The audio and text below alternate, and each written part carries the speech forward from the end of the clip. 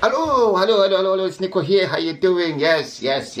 My name is Nico. I'm from Zimbabwe and I live in Glasgow in Scotland. Yes.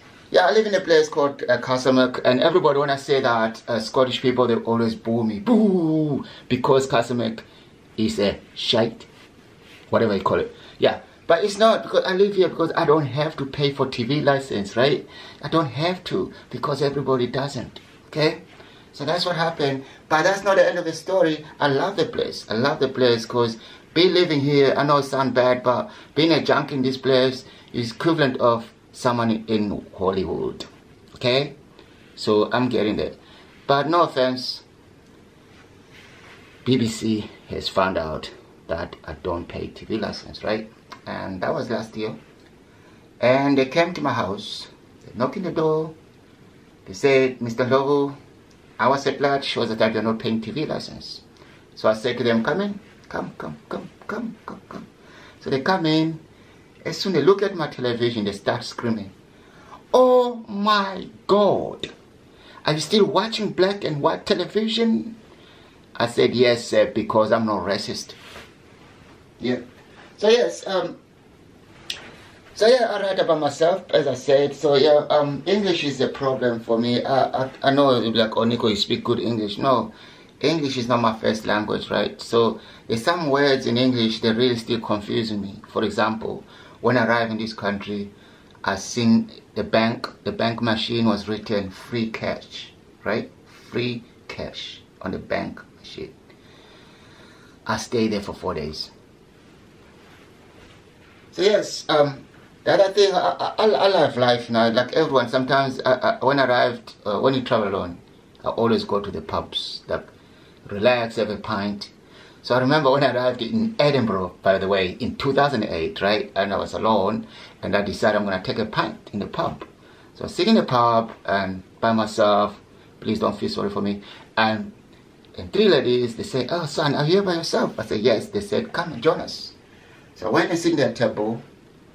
We're having some pints, we're having a good chat. And then one of them said, we are doing a pub crawl tonight. Want to come with us? I said, yeah, why not? We off went, and the first pub went in, I knelt down on my nails, I start crawling. One of them, she looks at me like, what are you doing? I said, I'm doing a pub crawl. Great. So yes, as I said, I've always been asked this question all the time, and I'm tired about explaining, but now finally, maybe one of you guys can understand it. I've always been asked, why did you choose to come to the UK? It's just simple. I came here to learn how to walk a dog, because African dogs walk themselves. Yeah, they do. And the funny thing is, dogs in Europe, they're so spoiled, they got a TV channel. Can you imagine that? Imagine an African dog chilling in the village like, you are living large. Yeah. Culture differences, that's my joke. I write about culture differences. I write about things I don't understand. It's got nothing to do with you. Okay? You got it? Yeah. So yes, let's talk about it. People said we can't talk about things like vaccine, coronavirus, pandemic and stuff. This stuff is part of us, right? I'm going to share my story, because I think it's part of my life and it's my rights actually to joke about it in a nice way, okay? So this is it. So I don't know if you guys remember in the beginning we were told that basically coronavirus is mostly to kill black people and Asian people by the BBC. I was listening very carefully. I get scared, okay? I get really scared. Now, vaccine came, they said black people don't want to take vaccine. That's nonsense, because I took it. But the step for me to get to take the vaccine, I have to have white friends, right, to talk about these things. Like, guys, tell me what's going on here. What should I do? That's easy, nigga. I just go there, give them the arm, they'll stab you, be fine. Side effects, nah. Do you ever smoke weed? They say, yes, it's the same shit. Side effects is the same. When you get high and low, you'll be fine.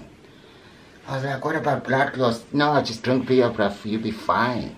I said, cool. So I went there with confidence, I'm getting there, and then the nurse is like, which hand do you use the most? What a difficult question. Now I have to think,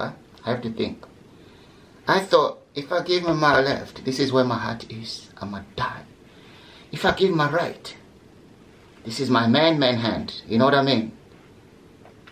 Yeah, it's one of those hands that you can't just give away, you know what I mean? It's like, so I have to decide. I'm like, well, I might as well just give him the left hand where my heart is. If I die, I die anyway. This one, I need it, because this hand is like one of the most powerful hands. You can tell now I'm holding a mic, right? So yeah, that's it. So that's my story on vaccine. So I went for the second one, right? This second one, she's asking me, do you remember your first one, vaccine? I'm like, honestly, I forgot. So I said, do you remember the one that kills people? He goes like, yes. Go to table 6. Yeah. So guys, I'm going to leave you this one. I'm going to leave you this. This is true story, right? I'm going to leave you this one, right? I don't know if you remember in 80s and 90s, right? When you used to see those adverts on television about African kids dying of hunger. Remember? Yeah? I'm one of them. I'm one of them. I just came here today to say thank you so much for your donations. And please have a wonderful, wonderful day. Before I go, I'm just going to pass this for peace and love, for comedy. Whoever is next, please